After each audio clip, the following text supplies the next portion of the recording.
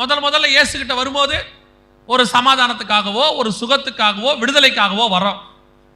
அவரும் அதை கொடுத்துடுறாரு.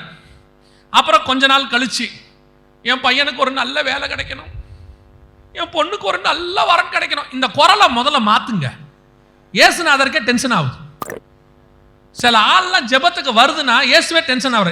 இப்ப அழுவும் பாறேன் அப்படின்னு அவர் பரலோகத்தில் சொல்வார் போல. ஏன்னா சாட்சி சொல்லணும்னா என்னைக்காவது நீங்க அழுவாம சாட்சி சொல்றீங்களா?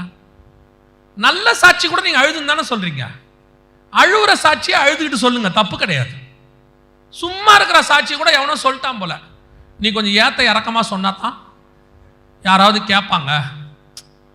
நான் எப்பவும் சொல்லுவேன், அழுக வந்து அழுவுறது தப்பே கிடையாது, அழுவுற மாதிரி நடிக்க கூடாது. அப்படியே வந்து நிக்கிறது. அதுக்கப்புறம் பொண்ணுக்கும் கல்யாணம் ஆயிடும். அப்புறம் வரது பாஸ்டர், கல்யாணம் ஆகி 2 வருஷம் ஆச்சு பாஸ்டர், ஒண்ணுமில்ல. என்ன ஒண்ணுமில்ல? ஒண்ணுமில்ல. பார்க்குறவங்களாம் கேட்குறாங்க. அப்புறம் அவர்கிட்ட நீங்க ஃபாஸ்டிங் போட்டு ஜெபம் பண்ணுங்க. நீங்க என்ன பண்ணுவீங்க? அவர் ஃபாஸ்டிங் போட்டு ஜெபம் பண்ணுவார், நீங்க வீட்டில் சாப்பிட்டுக்கிட்டு இருப்பீங்க. சரி, அப்புறம் குழந்தை பிறந்துடும். குழந்தை பிறந்த பிறகு அடுத்து, பாஸ்டர் நாங்கள் இன்னும் வாடகை வீட்டில் தான் இருக்கிறோம்.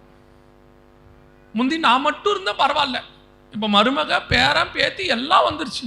சாவறதுக்குள்ள சொந்த வீட்டில் சாவணும். சாவற வரைக்கும் கேட்டுக்கினே இருங்க.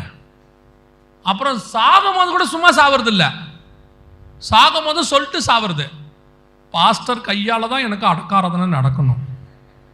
அதோடைய அர்த்தம் என்னன்னா, அதுக்கு முன்னாடி வருகை வந்தா கூட அவர் போகக்கூடாது, இருந்து இவங்களுக்கு அடக்காரதனை நடத்திட்டு தான் போகணும். சாவற வரைக்கும் கேட்டுக்கிட்டே இருக்கிறது.